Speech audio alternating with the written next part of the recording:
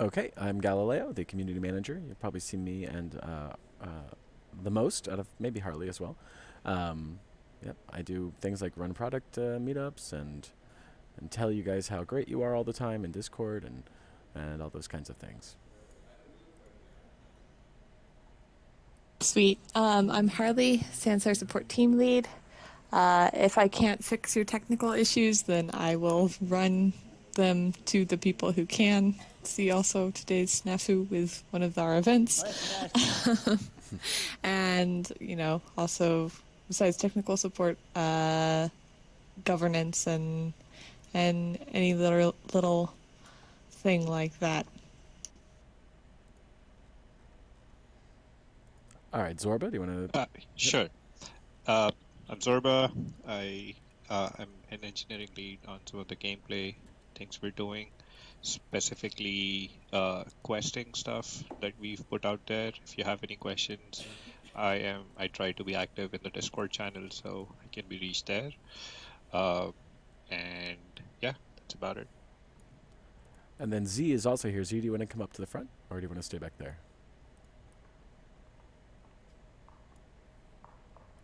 Strong but silent today, Z. I see how it is. Okay. Oh, there he is. Z, do you want to come up to the front? Yeah, sure. There we go. So I'm dealing with a lot of computer problems right now. Yeah. I feel like my computer is going to fly any minute at the moment. Anyways, here we go. What is that duck noise? What is that noise? Z, do you want to introduce yourself to the community?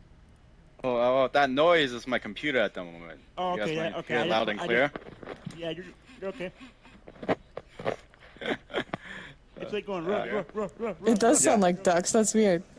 No. I feel like at any moment right now, this thing is just It gonna does sound die like on ducks. me. That's weird. And No, so, I feel anyways, like yeah, at any I'm Z. I'm the lead tech moment artist right now, for the this thing is Sansar just Studios gonna team, die so on I'm me. responsible for a lot of the I'm Z. I'm the lead tech artist avatar related for the Sansar content and team, so- processes and pipeline that we use for dealing with our avatars.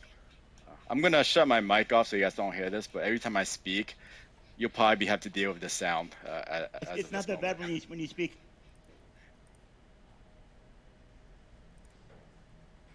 All right, and we're also joined by Nix. Nix, do you want to introduce yourself real quick? Hello, sorry I'm late. I am Nix. I am a project manager. I work on schedules and making sure everything's delivered on time. All right, so I think that's everybody. Bina is also in the audience somewhere, which is awesome because Bina will be taking over scripting office hours from Leslie, who is leaving us unfortunately. So we'll miss Leslie, but we're very excited to have Bina take the scripting office hours over. Bina, you're welcome to come up here and introduce yourself if you'd like. If you just want to hang out back there, you're also just welcome to hang out back there. All right. Okay, so today we've got a couple of things to talk about. You're going to hear me talking more than normal, again, because I'm sort of filling in for some folks that are not able to be here yet. We had a new release last week. It's our first update in a release called Quest. We had lots of good goodies. I'm going to go ahead and drop the link to the notes in the chat, so if you want to check those out in real time, you can. But one of the things we just wanted to make sure to point out is your feedback is super, super helpful all the time. And one of the things we implemented in this release based on your feedback was the ability to change the avatar item images post-upload, which should help you be able to market and sell your whatever you're uploading however you want to, and you're not stuck with the same picture all the time, especially if you update it or something. So again, keep sending that stuff to us. We are listening. We're able to update things when we can. So that's just one of the things that I was asked to highlight. Also, I suppose the big reason everybody's excited for this week, today we are going to release, well, it's either today or tomorrow, so I don't want to still up in the air, but I think it's today. We're releasing the new skeleton. So that means you'll all be able to have this to try out and to start rigging new avatars. I believe that's how skeletons work. Again, sort of the the downside of having me introduce these things is I'm not really sure how it all works. But for those of you who know how skeletons work, you're getting a new one. It's going to be for Avatar 2.0, and you'll have a month to play around with it. With that being said, we're also announcing a creator program, which I believe we've spoken of in the past, or at least mentioned. And so, what is the creator program? So you all are going to be creating new items for Avatar 2.0. We're going to open up a program which will allow you to test your items ahead of time. Because right now you're not going to be able to try it out in Sansar until we actually release, we make that update. So you're going to be making these things without being able to test it, and we understand that's super frustrating. So we're opening up our sort of our resources to you so that we can test those items for you.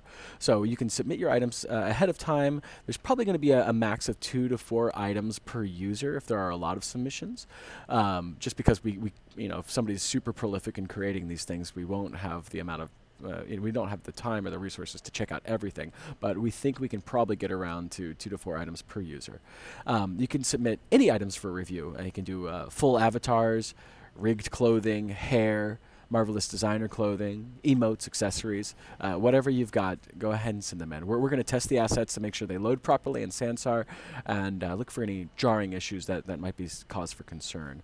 And we're not just going to be looking at these issues, we're going to be communicating with y'all, whoever the creator that submits the items. So that's one thing we're going to do. We'll send you screenshots of your items in World or video if you have an emote, for example, and then we'll send you back a reply with feedback on their items. So we'll take a sort of professional look at whatever you're submitting and give you a list of things that you might want to work on, or give you some tips and tricks for getting around certain issues or obstacles that we ran into. So again, if there are too many submissions, some users may not get feedback immediately. We're going to try to give everybody an equal chance to get reviewed. And again, we're thinking that if there's going to be a lot of submissions, we're probably going to be able to do 2 to 4 items max per user. Now that might change depending on again the amount of stuff we get to review. But that's the plan right now, and of course it's more or less first come first serve. I think that's how we're doing it. But if, for example, if MedHugh submits 90 items and then Zero Cheese submits 2, we're not going to do all of 90. We're not going to do 90 of MedHugh's items before we get to Zero Cheese's items. So if that's, I'm not submitting anything unless someone requests something. I don't need to submit anything. all right, so I'm going to give just MedHugh some feedback right now on his... no, I'm kidding. No, that's great. But that's just an example. MedHugh, I hope we see stuff from you and everybody else as well. Wait, does that include, even if you're just uploading stuff, they have to be approved? Uploading stuff to use in your environment and not putting it in the store? Because you should say everything or nothing at all. DG, can you refrain from giving too much voice feedback? We're trying to collect this in text. No, I will not. There's voice here for a reason. If we don't want to use it, let's shut this party down. All right, so the question was, or is it everything being submitted? Nix, I think you had an answer to that.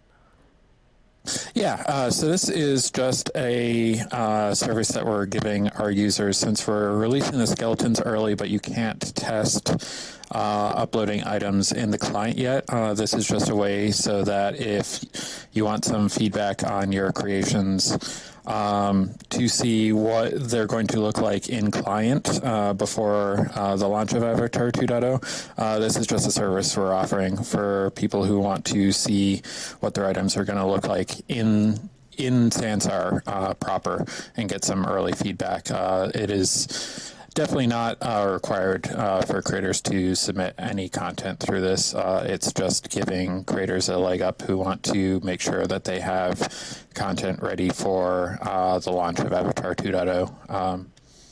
So it is totally optional. Folks are welcome to just test things out in their 3D editor of choice and then wait until the launch of Avatar 2.0 to upload it. Okay, cool. So those are things that are all coming up. We're gonna have a blog post up later today. I think maybe in an hour or so, probably right after this meetup, which will explain how to submit things and sort of the details around how we're gonna get back to you, and all the things I've talked about here will be documented so you can see how this is gonna work. Next, based on my bullet points here, did you have anything to add before we go to just general questions? And just to clarify, this is just for the time after we release the skeletons until the launch of Avatar 2.0. We're not going to be continuing it after that.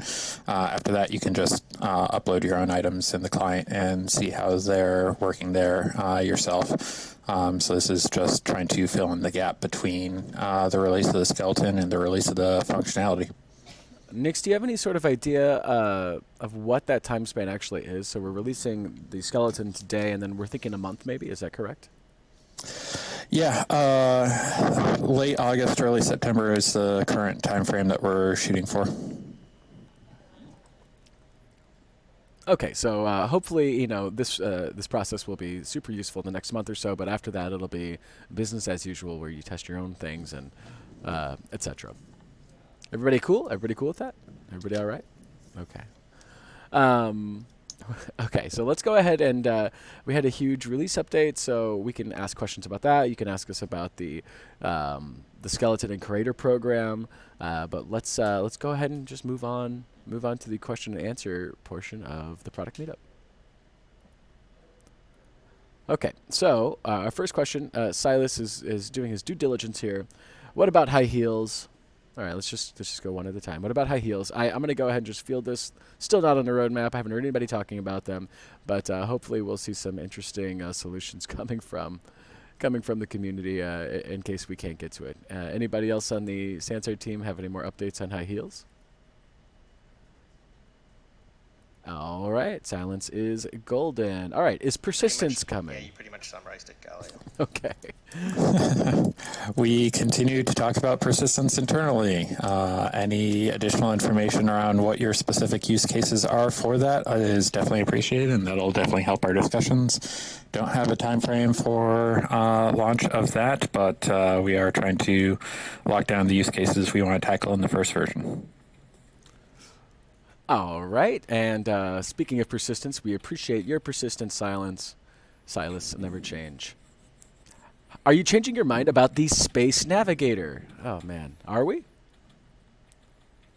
I don't think anything's changed since last week. Please, no, that's a horrible device. Okay. And any news from the legal team about the new terms of service? I believe that is a question for Kara, but if anybody else up here has any information. I don't, but I'll poke. I know Kara's out today. I'll poke Langdon about it today. All right, we got some pokes coming.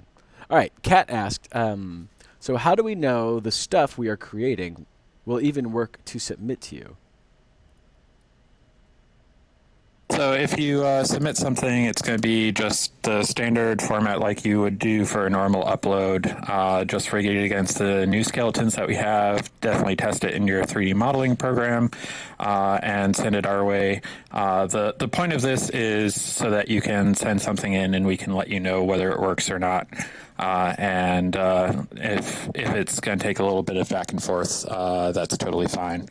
We can try uploading it, say, hey, this doesn't work. This is where you need to work on it to make it work. And it'll be a bit of a back and forth if something isn't quite working. Okay, cool. DG asks, will the crashes due to the new update be fixed? Lots of my friends are crashing every 5 minutes. We are definitely looking into crashes. So definitely going to be looking at the crash rate, and any top crashers definitely get attention pretty quickly. Alrighty. Apparently it has been asked before, Daisy Winthrop says, but it seems there's still not a change. I'll ask it again. Regarding PMs in Sansar, every time I log in I get bombarded with private messages, even old ones. It would be nice if we could at least remove them. Is anybody working on that? Not presently that I know of, but I will take this opportunity opportunity to ask around internally again and see if there's any update on that. I think the old ones will go away if you go open that conversation. They keep coming if you never open it and look at it. Daisy says no. Okay. No, it's not. Sometimes they'll keep coming back. Okay, so we've got some haunting PMs here. They just stay around, even after they're dead. Okay, well, you know what? That's the end of the questions. Is everybody know everything? Hold on. There's a new one from Twitch. Oh, from Twitch. All right, let's see what we got here. Loki asks, does anyone else doing quests in VR find the text when you finish the quest almost impossible to read due to being too small? Is anybody else having that problem with the quest text? Thanks for that feedback. We will. Alex isn't here, but I'll definitely relay that to him. We want to make sure that things are readable both in VR and desktop, but obviously we have to take into account just general user interface, making sure things aren't too large, too small, just finding that right balance between both platforms. Okay, perfect. Laban says, I find the text in general to be too small on a 4K monitor.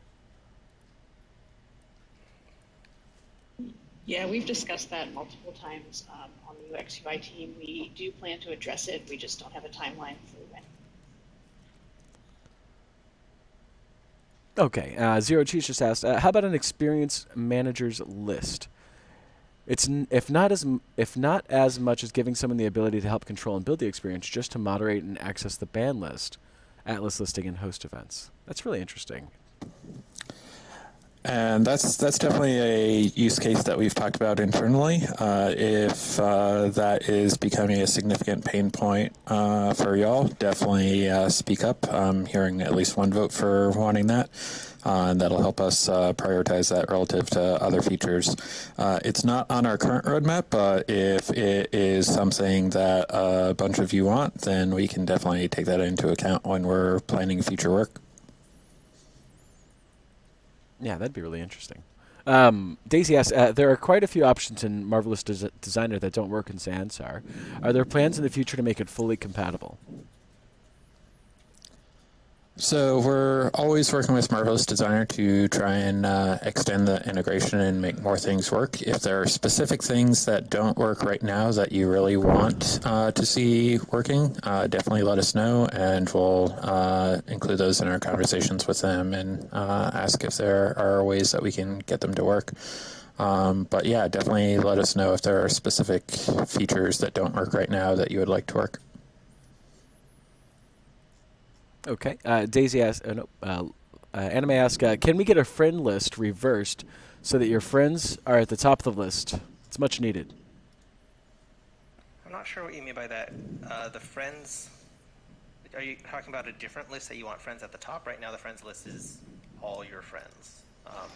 Yeah, at the moment I've got requested friends always at the top, and I have to scroll through them to get to my friends that are on the list that I want to get to. No, I don't want to deal with the requests first off. I want to be able to get to my friends. Too popular. Okay, no, that makes more sense. We'll I've take asked for it that. a number of times, but I really could do with it, especially in VR. It's a right pain in the neck having to scroll through it all the time. Yeah, but at the same time, if you're like me, if I log on, I'll have to scroll down to accept someone's. I might have 100, 200, 1,000 people on. I gotta scroll all the way down there to accept. I don't think we can take that. I like the ones at the top. The ones you have to accept. I like that as well.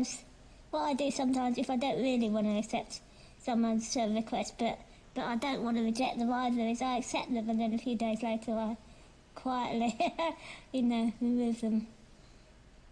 Well, I just leave them there in hopes, if they'll talk to me again, that I would maybe accept them, but a lot of them are not. Yeah, well, you can always can't we just have offer someone them to just reverse it later. I got something else on the friends list. That's good feedback, and we'll definitely communicate that to UX, and we'll try to figure out what's a good solution for it. And we what's try the to reason that you just don't reject them immediately? I never accept a request the first time unless I get to know someone. I don't Yeah, well, I'm accept friends unless I get similar. to know them. So I hold them there. If they come up to me and they get to know me, then I'll friend them up. But that's what I just don't delete them until it's necessary. It just seems rude to reject. I don't like, I don't like rejecting people, I guess. You know. I guess there could be an ignored, column where you just like click and ignore it, and it just sends it over into a different window. Yeah, because right now, if you reject the friend request, they can just spam you with 100 million friend requests, which is really annoying, which is why on occasion I won't do it if I get spammed after the first couple times I do it. You can also block users. Yeah, but then they cry. So. Sure. And I just feel that friends should have the most important spot on my list, to be honest, that's all. Yeah. Okay, no, I think that's good feedback. What about getting it so it'll show the correct place that people are at, and it doesn't teleport somewhere where you don't think they are. Like half the time it'll say people are at the Sansar hub, but they're not even there, and you teleport and it goes somewhere totally different. Oh, interesting. So you're saying the location is not correct, right? Yeah, 90% of the time, when people come back me up, the location is almost never right. Yeah, well, I don't know about 90%, but Zero Cheese did land on my unlisted test platform the other day. Yeah, if you catch someone quick enough, you can do it. That also might just be Zero Cheese magic. No, I've done it to other people as well, so I know that. Okay, cool. All right, so I'm not seeing any new questions popping up here. Okay. I did have a comment about the questing system. Yeah, go for it. There's definitely a feedback time. It would be nice to have an option to add a tester, because currently if somebody comes in just to test your quest and you just put in like 2 objectives and they finish it, they will never be able to do the actual quest.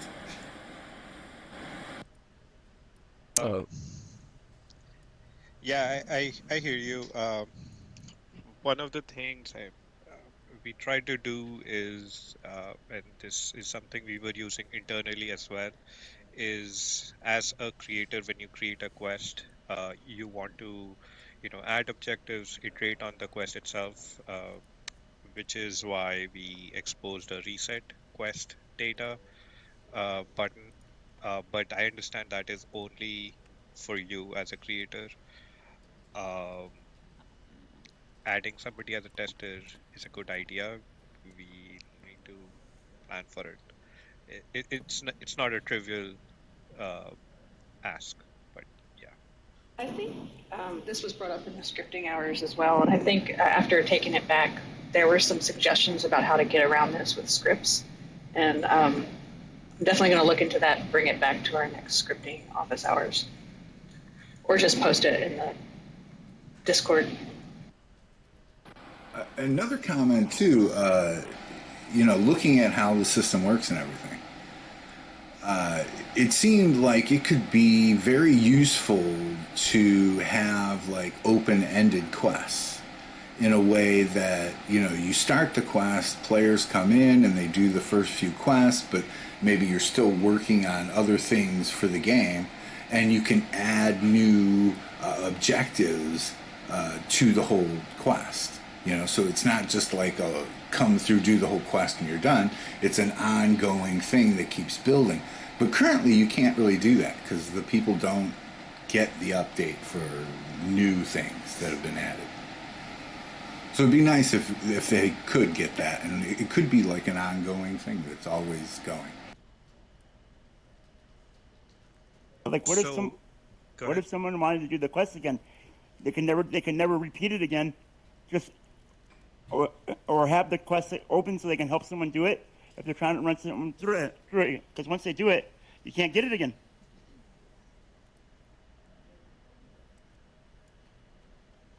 All right. Zorba, do you have any response to that, or should we go ahead and move on? I had a hard time hearing him. He was asking about the inability for people to repeat quests if, for example, you wanted to guide someone else through a quest. Understood. Yeah. Repeatable quests is definitely something that we've talked internally. It is on our list of things to do, never-ending list of things to do. But yes, it is definitely on our minds. We want to get that to you guys soon. So I want to also clarify something between repeatable quests and something that DG was asking about. We'd like to build repeatable quests where there are quests designed to be repeated. If you could just do them daily or just try to get a higher score each time, do them with friends, we see those as repeatable quests. If you're asking about like one epic story quest that you've completed, but you want to be able to do it again, that's something slightly different, especially if the creator designed the quest to only be done once. The reason that might be the case is if there was a reward attached, and like I mentioned before, we will be bringing out rewards for quests fairly soon. We wouldn't want you to be able to earn that reward a second time, especially if the creator doesn't want that to happen. But we hear your feedback. Maybe we'll think about letting people opt in to do a quest second time without any reward, so you won't get the reward a second time. We'll consider those things, but keep in mind, yes, we are planning for repeatable quests in general, and we do appreciate the feedback. Now, what about what I was talking about is more like updating a quest. So I want to understand that use case a little better. What you're saying is, let's say you have a quest with 3 objectives, A, B, and C, and that's hooked up in world, and a user or a player is playing that quest, and you go ahead and add another objective.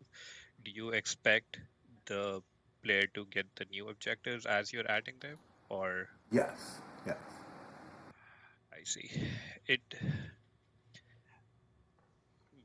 Well, the thing I see as a creator is, as you're creating something, you put together the quest, but maybe it's not fully formed. The whole game is not fully formed, or you need time to work on a back end, but you still want people to come through and have fun and enjoy the game. So you just set up a couple quests, and then as you're adding new quests, it's new, and as the players understand this. Oh, they'll look if there's a new objective at this experience. So let's go check out the new objective. It could be a thing to draw and keep people interested in any of the games in here, as an ongoing thing versus something they just do once and they're done. I see. Okay, that's good feedback. We'll talk with Alex about this as well. Thanks. I also just want to put in that I think some of the issues about inability to reset quests. Obviously, I think we should make it a little bit easier to do this in a convenient one-off kind of way.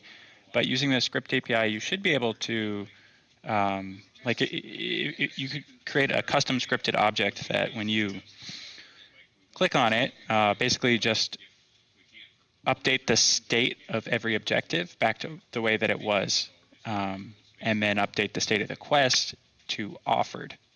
In the scripting API, you can't set a quest to active automatically, but you and that's to prevent abuse. I don't think anyone would actually want it if people could assign you quests that you can't dismiss. But you should be able to say, create a reset button, an in-world reset button that lets your players basically just reconfigure the quest back to the way that it was initially. Reactivate. Yeah, and then reactivate the objectives. Reactivate the objectives and then re-offer the quest, and so that should, that should tide you over until something a little bit more, convenient is made that lets you reset the quest for the users. And I can I can write that script and double check that works and make sure there aren't any weird behavioral kinks with that. But there's no reason why that shouldn't work. Yeah, we have dug deeper, and we're now we actually using the persistence. So if you unlock a door, the next time you come back, that door's already unlocked for you. So we are using some of those things, and we see that you can activate and deactivate objectives, but I don't think it's not obvious to everyone. Yeah. So yeah, even just a simple script that somebody could just click on and say, reset my quest. Right. Yeah. You would just give this script the attach it to the quest in question, and then you'd basically be making an in-world reset button for that given quest. A little cumbersome right now, but I think we can make it a lot more convenient. But we cannot reopen a quest, right? Once it's completed, it's out of the user's access or our access as well, right? Once you complete it, you can update the state of that quest to offered, and that should. Reoffers it. Oh, okay, Mm-hmm. Cool. That's good. Oh. Yeah, the clunky part is that if you were to just simply update the state of the quest to offered, once you'd finished it, it would basically offer the quest with all the objectives completed. So that manual reset is what's missing. Yeah. But yeah, with a little extra, few more lines, you should be able to get it reset back to the way that it was. It'll happen quickly, I'm sure. Yeah. Sebastian, you want to introduce yourself real quick? Oh, yeah, I've text introduced myself before, so I'm not sure if many people know me, but I'm Sebastian. I've actually been at Linden for 7 years, and I'm primary developer on the questing API, the server side component of it. So Niblet knows more about the actual C# scripting API, and he's the one who owns all that. But I'm the back end service developer on quests. So, yeah, and I do hang out in the Quest channel on Discord. Sometimes I think a direct name ping might get my attention better, but yeah, happy to answer questions there or here. Okay, cool. So Coffee's Queen from Twitch, I don't know who that is. It's a little hard for people who are not used to creating 3D models. Will you guys release a tutorial of any sort for how to make simple items and such for the game? The creating system is pretty daunting and scares me away from creating.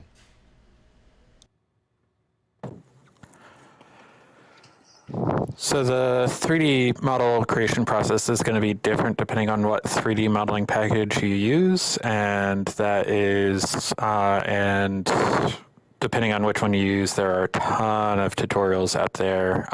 We're probably not going to be able to create better tutorials for Blender or Maya than are already out there, but that's definitely the kind of thing that we want to make sure that users are talking about and supporting each other. As far as the import process, we definitely have some documentation on that, getting it from your 3D modeling package into Sansar. If that is the part that is causing you difficulty, or using the material editor, anything like that, happy to point users towards the documentation that we do have.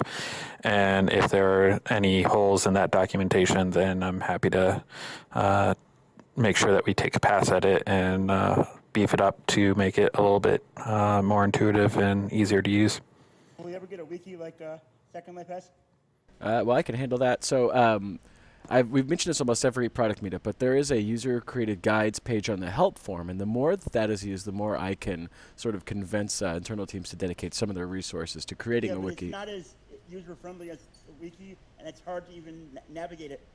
Yeah, I feel you. I totally get it. But it does take time for us to not only make a wiki, but also to moderate it and to sort of go through all the stuff. So in order for us to justify, committing resources, internal resources to a wiki, building it, maintaining it, etc., we need to see that there is actually some momentum from the community side, because you all will be responsible, not responsible, but you all will be submitting most of the articles just like SL. So the more that gets used, I know it's not easy right now, I know it's not as easy as a wiki, but the more use that user-created guides forum gets, the more I can justify and make that push for you guys. What else did we have?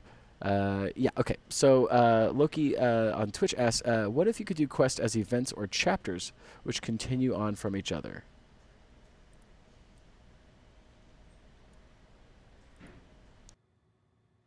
So I'm sure Zorba is probably best to answer this one, but we do have the concept of storylines.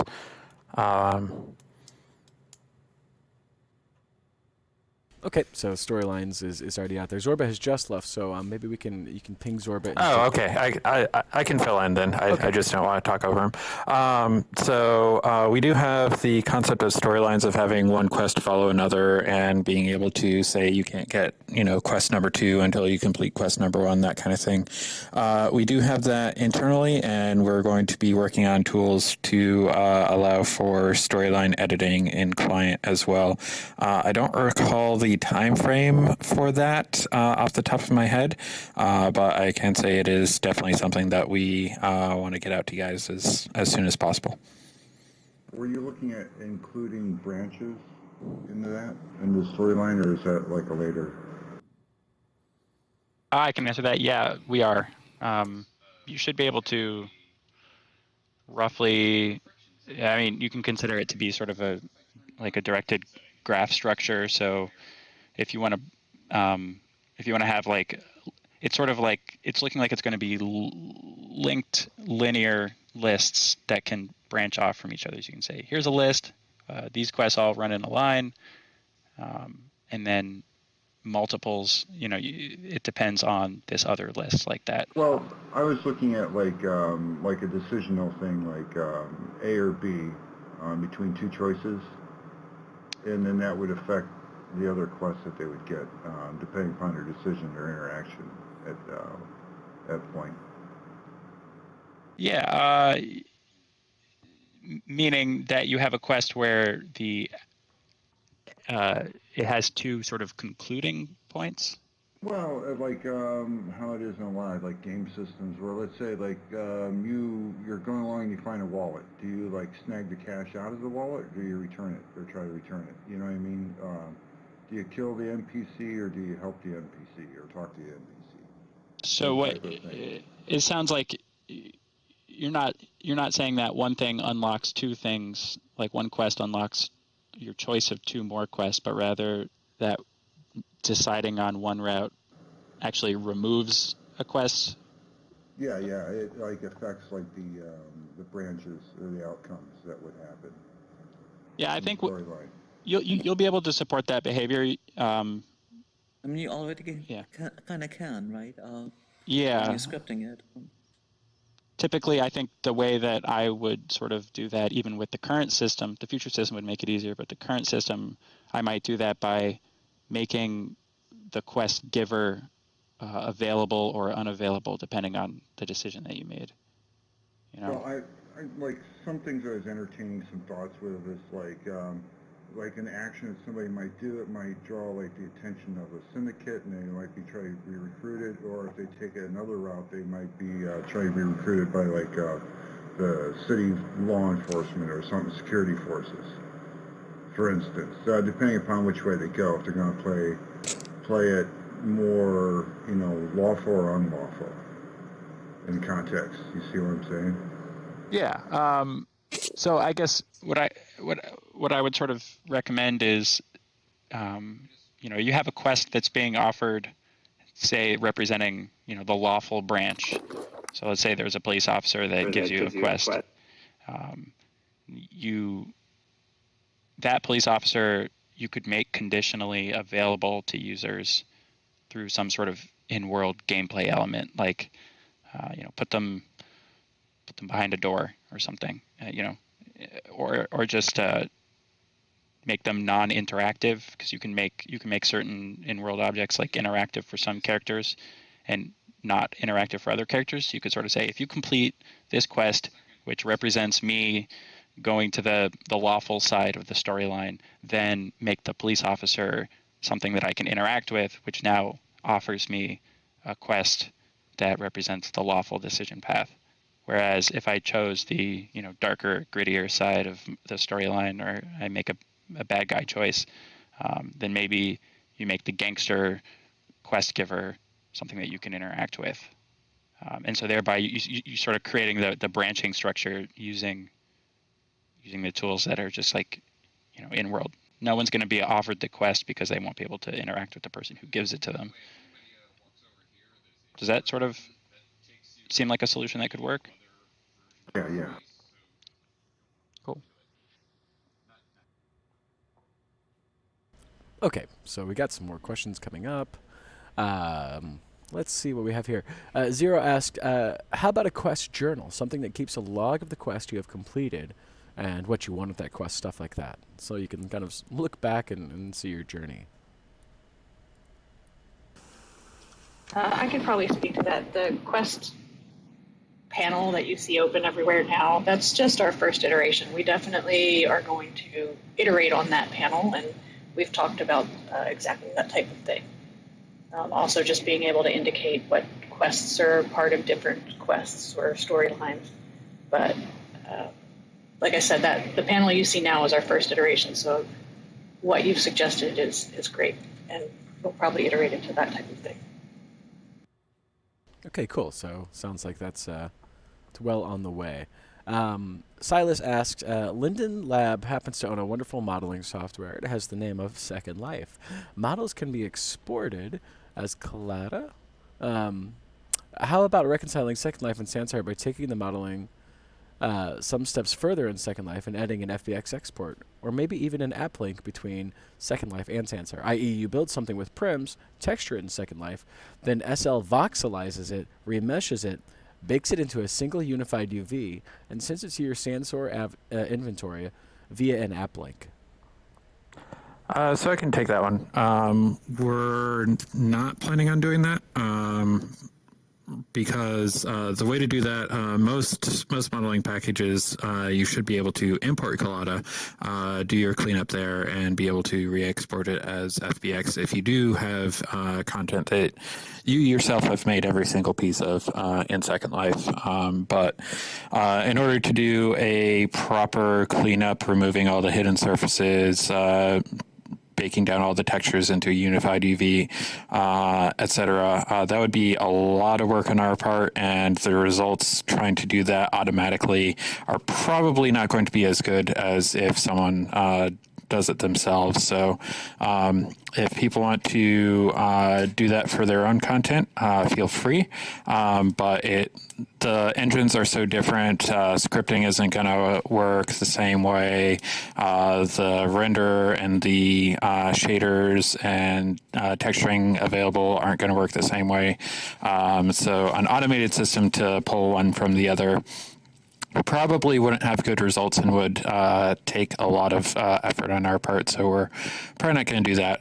But if people have specific models that they've built and are able to, without violating any license terms, pull their own content back out of Second Life and do the cleanup themselves, then go for it.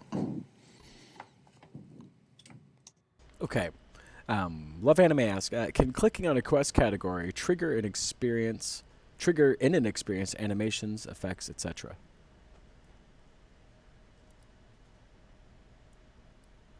So I know we've talked before about being able to trigger an experience animation. So you walk onto a dance floor, your avatar starts dancing, you pick up a sword, and now your avatar knows how to swing a sword, that kind of thing.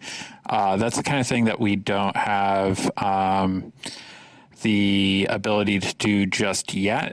We've talked about it. We would like to get there someday. I don't have a time frame for that. So we need to build up that infrastructure before we can have quests trigger something like that. Okay. Kat asked, is there a way to give our characters classes of some type and perhaps some stats that can be used across mini-quest? Not that I know of at the moment. I could see that as a potential use for a persistent system if we're able to get that across at some point, and perhaps that's a good use case for that kind of thing. But not at the moment. If we were going to do something like that, we'd probably want a generic system so that creators could define how they would want their class system to work for their experience. But I believe to do that properly, you're probably going to want some kind of data persistence to be able to track the character class and level in your system for a given user in your experience. Okay, cool. Loki asks on Twitch, have you considered using a 360 webcam at these conventions you go to and create a streaming video dome that we can stand in so we can feel like we are at the convention, tongue stick out face? So I'm not sure if that's a super serious question. I can tell you that I have not I have not heard those plans, and I work most of those conventions. But I do think it's an interesting idea. I like that idea. Yeah, I mean, it would require a sort of very, somewhat sophisticated technical setup, and creating that sort of setup at conventions is not always easy, considering the sort of limited resources we have in our booths, and what we're provided by the cons themselves. And limited floor space is also correct. And limited bandwidth. Yeah, we don't have people. Well, I was saying internet bandwidth. Having a live stream from a booth is oftentimes dependent on how much bandwidth they're giving us on the floor, and that's not always best for. I have some background in 360 video streaming, and you do need a pretty big pipe to get a decent quality one, especially if you want to view it in VR. But it's a good idea. Even if it's not like live, if you can like record some of that stuff, and then we can have it like set up, and then people can visit the dome and watch some of the playback. Yeah, on like non-live stuff is probably much easier, and we can certainly pass that along to the team that handles all of our presence at conventions. Okay, General Zod asks, nope, DG Murdoch asks, is there any chance for limited object res? Can you expand on that a little bit on exactly what you mean? Yeah, like you know how you can res something in like Second Life?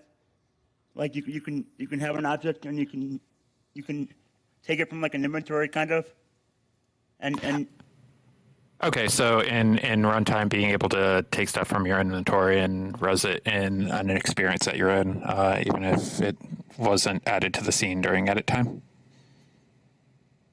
Yeah, kind of like let's say you had a fork that you wanted to use, but you didn't want to add it to your character. Yep. That's just an example. Makes sense. I know it's definitely a thing that we've talked about internally. Again, don't have a time frame for that, and we definitely want to consider that carefully and all the implications of some creators may not want to enable that for their experiences, depending, and that opens the door to all kinds of interesting questions. But it's definitely a thing that we have thought about, and we'll definitely do a lot more design before we enable. But yeah, definitely good to hear that is something that people want. Okay, Evo asked on Twitch, many concepts of the storyline feature. If I understood correctly, could it be implemented with simple scripts, or am I wrong? I think it would be best to avoid to bake such mechanics into the Sansar client if they can be solved by the right scripts.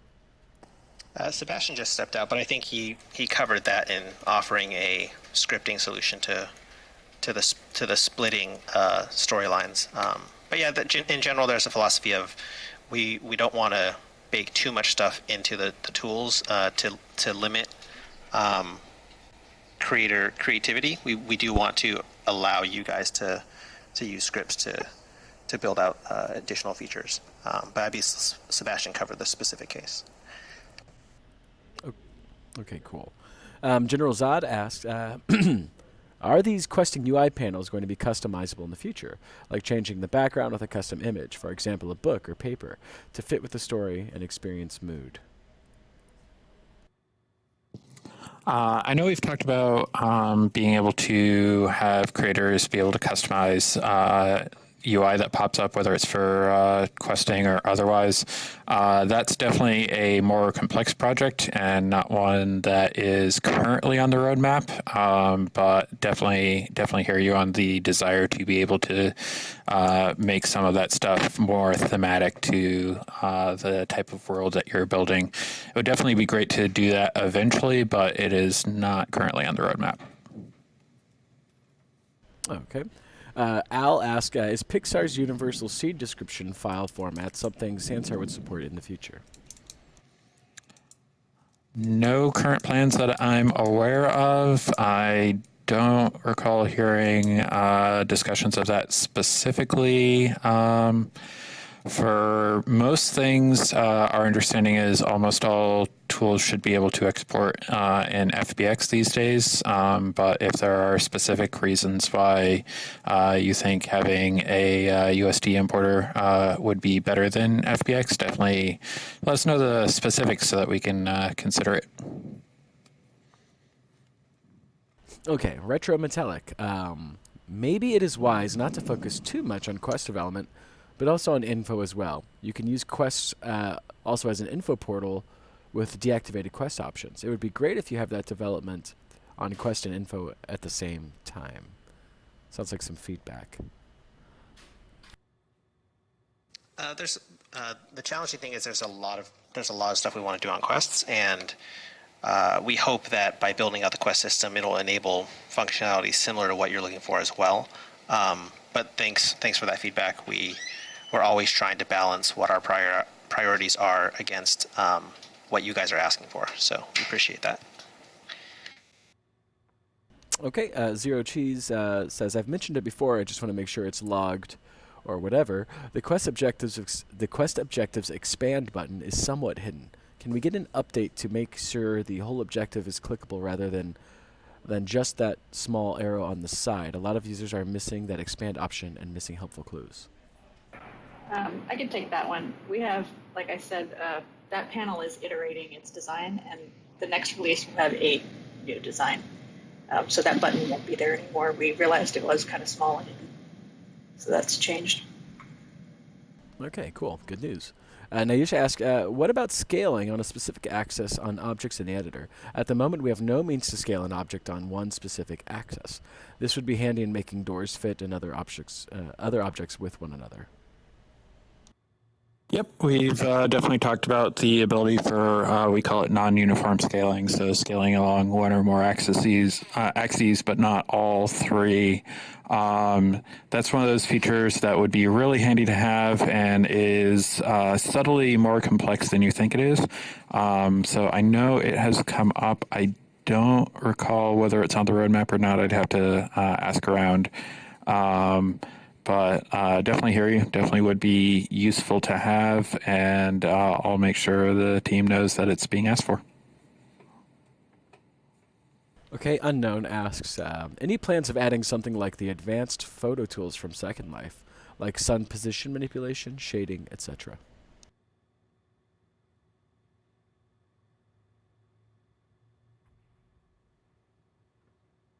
I know there's been a number of requests on being able to have more advanced photo taking tools. So being able to change resolution, various lighting effects, being able to automatically hide UI when taking screenshots, that kind of thing. Definitely would be good to hear about the specific features that you would like. We're probably not gonna, because our engines are so different, take the exact tool set from Second Life and put it in Sansar. But if there's a call for it and there are specific features that you want, definitely let us know and we can talk about where that might fit on the roadmap. Okay. Kat asked, is there some way or mechanism to make pets? I see Harley has answered. Yeah, I think Medhu and Bagnaria would be a pretty good resource for you, Kat. They've got some really interesting follow scripts, etc., etc., and they happen to be sitting in this room. Okay, we got some feedback here. Actually, we're about 4 minutes. We're about 4 minutes left here. So, does anybody have any sort of last-minute burning questions? There's some more on Twitch. Just trying to get. There's more in Twitch. Okay, let me get over there as well. Okay, so question. For the shop, will you guys be adding a wish list or a way to try on an item before buying it to see if it looks nice on your model, and a way to click on someone's name in the shop and be taken directly to all of their products to shop? Yes. At some point, that's on the roadmap. We're trying to find the right space. We're trying to find the right time to make that happen. Not in an immediate release, but it is. Try before you buy is one of those things we absolutely want to have in an upcoming release. As for clicking on someone's profile and accessing the things that they sell, I believe we have that now. I'm not sure what issues you're running into that don't enable you to do that. But if you're in someone's profile, there's a link to go to their items in the store. So. Yeah, if you could try that out, and hopefully that does what you needed to do. Also, we have a cart on the web. I kind of use that as a wish list. It'll save whatever kind of things you put in the cart. So if you're like shopping but not ready to buy, you could just keep adding them to the cart. Will you guys be able to filter out demo items in the future? Hopefully in the future there won't be a need for demo items once we have try before you buy. Hopefully we'll be able to just allow creators. There are already a lot of recently free stuff is being marked as demo. Okay. For that we'd need a slightly more comprehensive tagging system so that those items could be tagged as demo items specifically so that we could add a filter for it. But I'll definitely take that suggestion back to the team. Yeah, at the moment, there's kind of a workaround that's being used among our users, which is just to label something as demo, and then it's usually provided for free. I mean, otherwise, I think it'd be kind of silly to call it a demo. But that way you can try it. That's a good try before you buy strategy in the meantime while we don't have the... But what I'm trying to get at is it clogs up when you try to search for free stuff, it clogs up the search results, and it's hard to find stuff that don't have watermarks on it. Yeah, there are limitations to it for sure, but we'll be working, I suppose, on a better system. Cool. Okay, so we're about done here. So no one more thing I want to. Kung Fury asking about having a person as a friend to access their profile. That's not exactly true, but you're right. It's not the easiest to access anyone's profile right now. We are planning on rolling out some updates to the profile view and how to access the profile in the future. We recognize that it's like making that profile view a hub for all things about that person. There's a lot of benefits from that, so we're investigating ways to make it more accessible. Okay, cool. So we're about done. I've got a few announcements to make. We're live at Star Trek Las Vegas basically for the next 4 or 5 days. So just like when we were at San Diego Comic-Con, there's going to be a lot of new users coming in. And if you want to hang out in the Roddenberry experience, where all the folks are, you'll see them. That'd be really cool to introduce yourselves and hang out with new people coming into the platform. Also, again, to make another call for user-run events. Our numbers tell us that our statistics tell us that the people who come into the game and are new to the game tend to stick around much longer if they are able to attend an event in their first day or two of using the platform. So that's another one. Also, that user-created guides page. Again, I know that it's not super friendly. It's not as friendly as a wiki, et cetera, et cetera. But the more stuff that gets posted in there, DG, wait a second, thank you. What we're trying to do is, again, the more people that use that, the more I can push internally for resources to create that wiki. And whatever you write, it doesn't have to be a fully formed tutorial or anything. You can post a video that you've made, et cetera, et cetera. Just anything that you have that is helpful is welcome in there. And finally, if you haven't made any videos yet, and you hear some of these questions in here, and you're like, oh, can we get more tutorials, etc. Those are always super helpful. And anytime anybody posts one of those, I will be more than glad to help distribute it and help promote it on our Twitter and the community or in Discord, etc. Okay, that's all I've got. Our time is up. I'm sure a couple of us are going to stay around for a little bit, and yep, that's what we've got for today. So hopefully everybody has enjoyed today, and we will have that skeleton coming out soon, and you will have the blog post with some information on how to utilize that skeleton the best and how you can join the creator program, which is open to everybody that's creating. I just want to say, most people don't even know there's a forum, and when you tell them there is, they're like, there's a forum? I didn't even know it, because it's not very obvious how to get there. That's why there might not be a lot of stuff in user created. Yep, that's totally a good point. That's why I'm bringing it up here so people can hear it in future product meetups. I can also drop it in Discord more often, and I can sticky it somewhere. But if you see anybody else, you can tell them about it as well. Is there a link for the new creator program? I'm a little late today. We will have one of those up fairly soon with everything explained, but we don't have it up quite yet. I think we're still making sure that the skeleton's ready to share. Yeah, we're just doing our last edits on the blog posts, and that the new creator program will be up at the same time as we release the new skeletons, which is going to be very, very soon now. You said that program's temporary? Yes, the program is temporary, just in between when we release the skeletons and when we release Avatar 2.0. It's just so users who are rigging against the new skeleton can see what their creations are going to look like in Sansar, because you won't be able to actually upload your items to Sansar until the launch of Avatar 2.0. All right, everybody, that is all we've got right now. Let's see what's going on. Again, feel free to jump into those Star Trek Las Vegas events, and we will have meet and greets, by the way, with some folks that have been on Star Trek. Today we have Susie Plaxton, for example. So keep an eye on the events calendar. And again, make your own events, make your own events, make your own events. Invite people to them. Have them all the time. Having them right after these product meetups is good. Having them right after meet and greets is good, because there's always a lot of people online for those things. But yep, and let us know if you need help with those, because I can at least give some pointers, or Lacey is always a good resource for that as well. And for those of you who were experiencing the mis-teleporting issue when you tried to join the Star Trek event earlier today, that has since been fixed, so you should not have further problems. Good news. All right. We're heading off, everybody. Have a good one. Everybody say goodbye to Twitch. Bye, Twitch. Bye, Twitch. Right. Oh, thank you. Bye, Twitch. I didn't consent to be recorded. Oh, you're on the platform.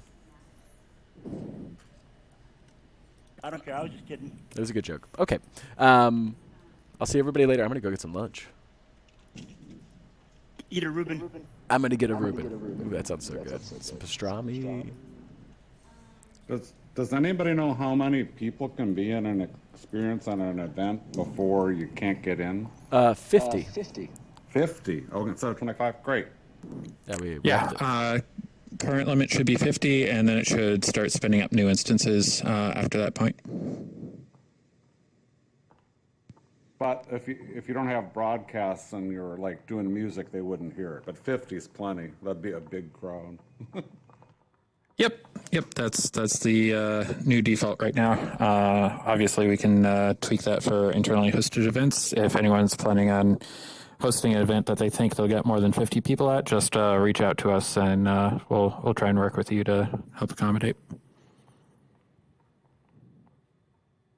All right, everybody. It has been fun. Silas, your tiny evil boy character is frightening. Please don't come. No, go away. Jeez. Okay, bye, everybody.